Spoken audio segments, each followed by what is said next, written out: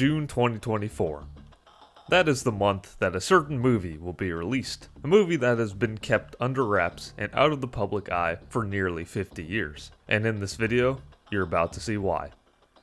When you think of Jerry Lewis, you think of his hilarious antics and long comedy career. He awed the world with his cartoonish and tongue-in-cheek comedy style. He was able to manipulate his face and body to create timeless characters. But who would have guessed that nearly 50-something odd years ago, he would be manning a movie about the Holocaust, the polar opposite of his comedic style. And not only that, but it would be riddled with production problems and controversy from the beginning to the end of its production. His movie was called The Day the Clown Cried. And as the screenwriter, the director, and star of the movie, there was a lot riding on this. I'm going to say the synopsis of the movie, and then go into detail a little bit later with the really heavy stuff. The movie follows a washed-up circus clown by the name of Helmut Dork in a Nazi concentration camp during World War II. The clown's job is to entertain Jewish children walking to their deaths in the concentration camps. This is essentially the premise. That sounds dark as it is, but from the few people who ended up seeing the final cut, it was confirmed that it's a lot worse than it sounds. The actual development of the movie was riddled with problems from the get-go. Film equipment was either lost or delivered late, and the necessary money was nowhere in sight. Lewis was repeatedly assured that money was forthcoming. The funder of the movie and producer not only ran out of money before completing the film, but his option to produce the film expired before filming even began, and thus Lewis was forced to use $2 million of his own money to finish shooting the movie.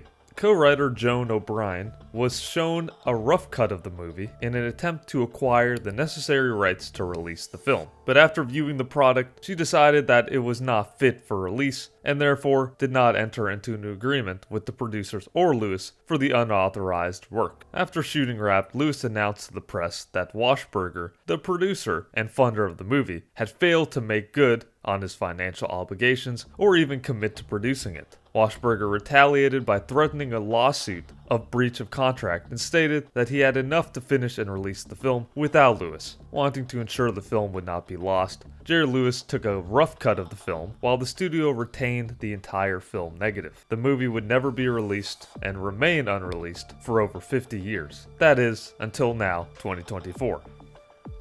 As you can imagine, a movie with that premise was bound to catch some fire. In 2001, a spin article came out that essentially criticized 3 films for shamelessly using the Holocaust and the impeding death of children. The 3 movies were Life is Beautiful, Jacob the Liar, and of course, The Day the Clown Cried. While many were not able to actually see the film, there's an aura of mystery around the movie and a dark and sinister curiosity because of its bleak subject matter. Because of this, Lewis faced decades of questions by reporters. Lewis offered the opinion that it was all bad, an artistic failure because I lost the magic, quoted in Entertainment Weekly. You will never see it, no one will ever see it, because I'm embarrassed at the poor work.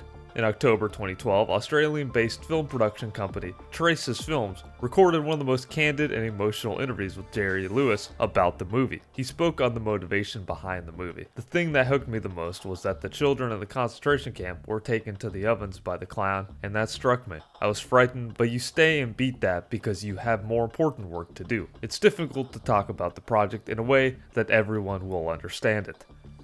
Going further, he spoke on the emotional toll that the movie took on him. I had to talk with myself in the mirror, and I said, understand one day, you'll feel great, and the next you'll want to throw up because reading it disgusts you, but playing it is a double disgust. So going back to the beginning of this video, we are now in 2024, and the movie may actually be viewable by the public, or at least a few people, very soon. But how?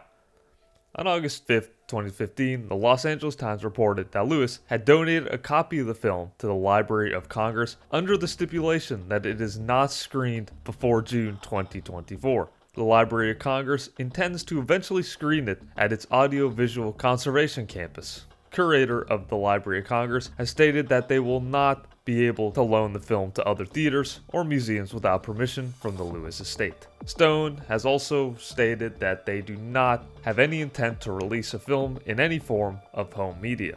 So no, you won't be able to stream this movie on Netflix. The mystery behind the movie has made it a bit of a legend, and the dark subject matter has caught the eye of many people. We're not sure how we'll be able to see it or where, but June of this year may mark the time when the general public may be able to see this piece of art.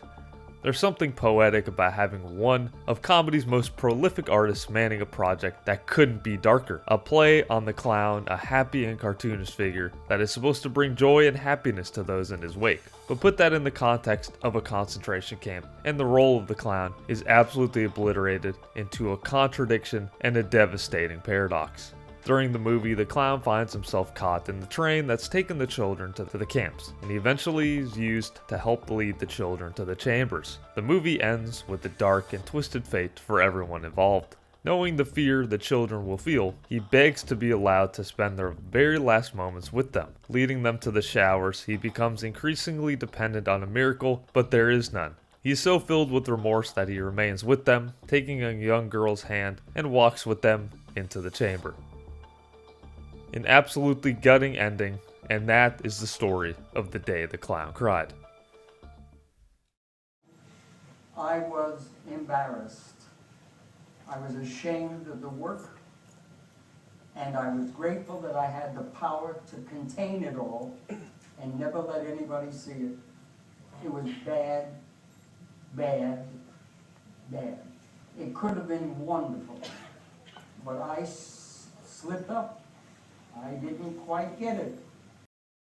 If you liked this video and want to see more like this, please be sure to hit the subscribe button to stay up to date with the latest content just like this. I don't normally do darker videos like this, but if you liked it, let me know below. I'd love to continue exploring some of the more darker, morbid type videos, obviously at discretion. Check out our videos on the screen right now, and until next time, Placid5 signing off.